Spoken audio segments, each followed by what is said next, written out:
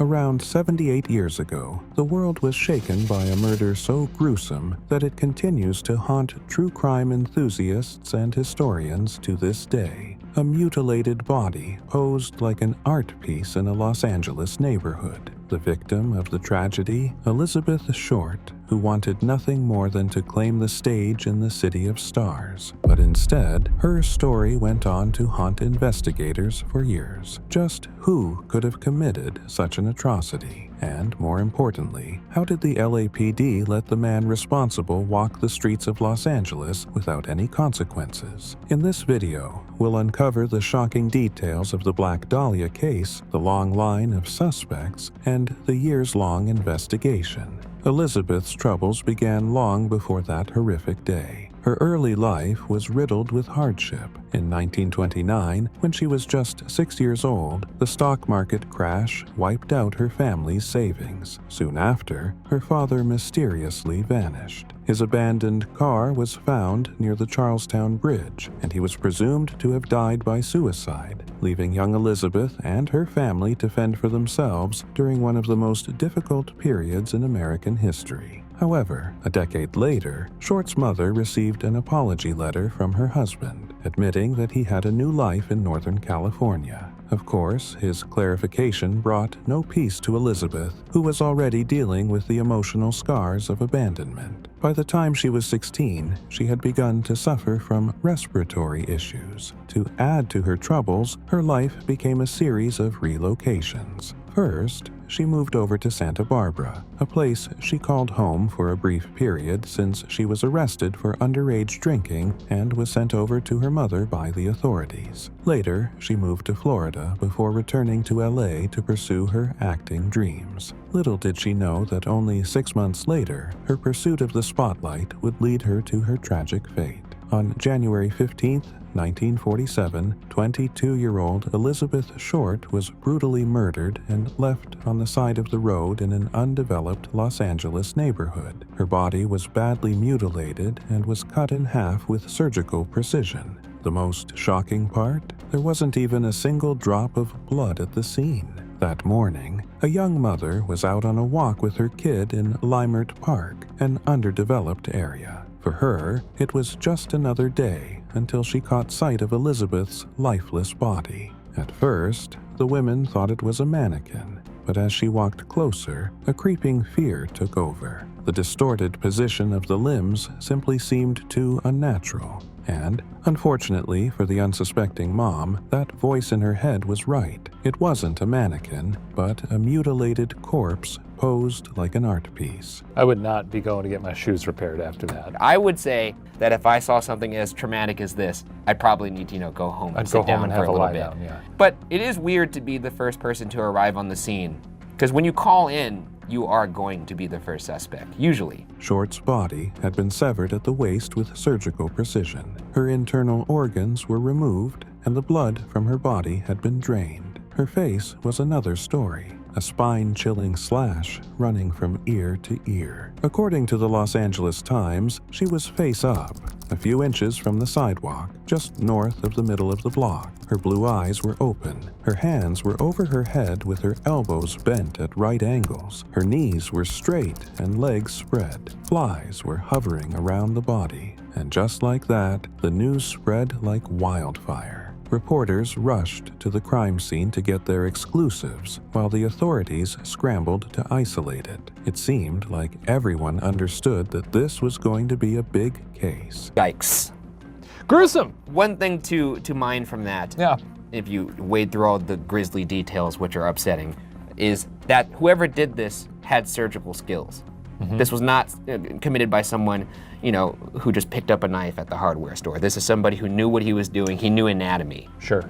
So that's going to come in big later in the case. Okay. People had questions. Who could have done this? Did Short have enemies? Is there a serial killer on the loose? The only way to answer these questions was to launch an investigation. The first task was establishing a cause of death. According to the coroner, Short passed away due to hemorrhaging from the lacerations to her face combined with the shock from the repeated blows to her head. A grotesque revelation, but it proved to be the easier part of the investigation. identifying Short's body was a task of its own. When the police arrived at the scene, they were clueless. The spotless crime scene left them operating in the dark. Releasing her picture to the public seemed out of the question, given how disfigured her body was. As an alternative, the police took Elizabeth's fingerprints and allowed an artist from the Los Angeles Examiner to sketch a recreation of the unidentified woman. Police mailed a copy of the fingerprints to the FBI headquarters in Washington, D.C., but since it was cross-country, authorities knew it would take them days to get an answer. That's when a staff member proposed that the authorities send the fingerprints using the newspaper's new sound photo machine, an early version of a fax machine. Just a few hours later, the FBI was able to identify Short. The match was made using prints they had on file, one from her time applying for a job at a California Army base and the other from her arrest in Santa Barbara for underage drinking. With their victim identified, one of the most intense investigations in LAPD history was finally underway. Detectives combed through leads, false confessions, anonymous letters, and endless dead ends. The investigation stretched on until 1950, but despite their efforts, no one could say for certain who killed Elizabeth. Given the nature of the crime, the police naturally thought of investigating the surgeons in the area. They carried out background checks on the entire student body of a nearby USC medical school, but it proved to be a wasted effort. However, the police did have a rough idea of who they were looking for. This killer was almost certainly male. It's likely that he knew Elizabeth Short. He had her birth certificate, and a lot of times these crimes are committed by somebody who knows the victim. As fate would have it, a man named Robert Red Manley fit the criteria. He was the man to see her alive, but as the police looked into him, they found another dead end. Robert had an alibi, forcing the authorities to go back to the drawing board. Anyone could tell that the police were scrambling. An internal police bulletin titled "Wanted Information on Elizabeth Short between dates January 9th and 15th, 1947" described Short. Subject on whom information wanted, last seen January 9th, 1907 when she got out of the car at Biltmore Hotel in downtown Los Angeles. At that time, she was wearing black suit, no collar on coat, probably cardigan style, white fluffy blouse, black suede high-heeled shoes, nylon stockings, white gloves, full-length beige coat, carried black plastic handbag, two handles, in which she had a black address book. Subject readily makes friends with both sexes and frequented cocktail bars and night spots. On leaving the car, she went into the lobby of Biltmore and was last seen there. The investigators had little to go on. Something even the killer realized because on January 24th, he chose to contact the press. He sent out an envelope addressed to the Los Angeles Examiner and other Los Angeles papers. Inside was a letter assembled from words that cut off the movie ads of a newspaper page that read, "Heaven is here," from the ad for Stairway to Heaven. The letter further said, "Here is Dahlia's belongings." Short's birth certificate, an address book, her business cards, and some photographs were in her belongings. Interestingly, just like her body, Elizabeth's personal items had been cleaned with gasoline to remove any trace of fingerprints. Though the letter felt like a mockery, it gave the authorities news leads. Investigators began to work their way through Short's address book, interviewing a total of 75 people. But even after hours of questioning, the police were no closer to catching the killer. That is until the name Dr. George Hodel entered the conversation. He was a prominent Los Angeles gynecologist who was very famous for hosting lavish parties attended by some of Hollywood's elite. But what landed him on the police's radar? Well, during their investigation, the police uncovered rumors that he had a connection to Elizabeth. Some even claimed they had been romantically involved before her murder. However, the police didn't think to look into him until 1949. That year, Hodel was arrested for sexually abusing his own daughter.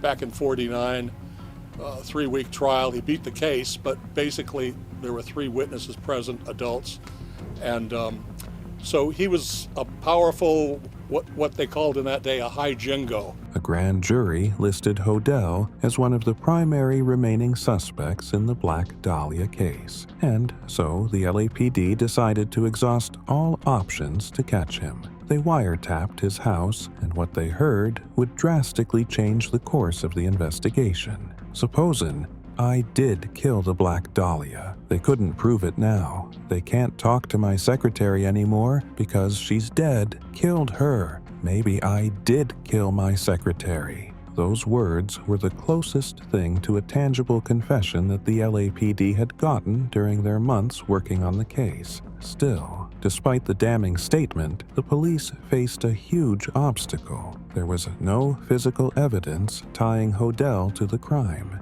and so he fled the country, relocating to the Philippines, where he lived quietly for 4 decades. He died in '99, taking whatever secrets he may have had to the grave.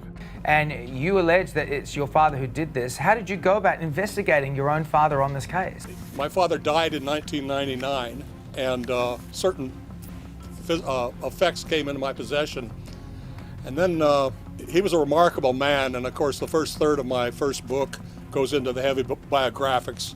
You kind of have to understand the man to understand the crimes. But Hodel's involvement in the case was far from over. His son Steve, a former LAPD detective and private investigator, stepped forward years after his passing and made an interesting statement. He accused his own father of committing the horrific crime. A couple of days after his passing, and she says to me, "Well, you know, Steve, our father was a suspect in the Black Dahlia murder."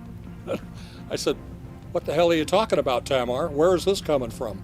But what led him to draw such a conclusion about the man who essentially raised him? Well, Steve came across a photograph of Short in Hodel's belongings. It wasn't confirmed if the photo was actually of Short, but for Steve, that was all he needed to dig deep into the skeletons of his father's past. Actually relocated back to LA, and within a year and a half, I had built a case, much to my surprise, that took me 180 degrees in the opposite direction and actually became a fileable case. I submitted it in secret to the DA, and he said that he would file the case where my father's still alive. As he set off on this path, more evidence supporting his worst fears turned up like newspaper clippings linking his father to the murder mystery, including 5 witnesses in newspapers describing him as Short's boyfriend. A handwriting expert even discovered multiple similarities between his father's writing and the letters sent to the LAPD in 1947. But that wasn't all.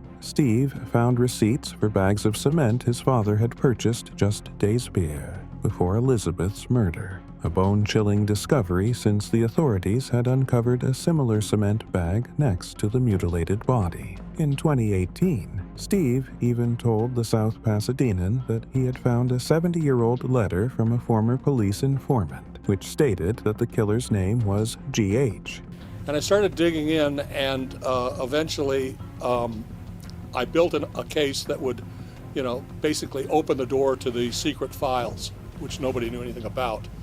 We got into those DA files, and lo and behold, he was the prime suspect all along. Steve Hodel could talk for, 20 hours on why his father did it, but here we've actually got an independent, separate file locked away for 55 years. And he was about to be arrested by the DA's office, who had actually taken over the investigation, and we're literally days away from arresting him, and he leaves the country. All signs were pointing in one direction, and it was becoming increasingly difficult to look away. To add to the controversy, Steve strongly believed that the only reason his father was able to get away with a brutal act of violence was because he was protected by friends within the LAPD. Even LA Deputy District Attorney Steve Kay told people, "I told Steve, if his father was still alive, I would have filed murder charges against him. His evidence was very persuasive.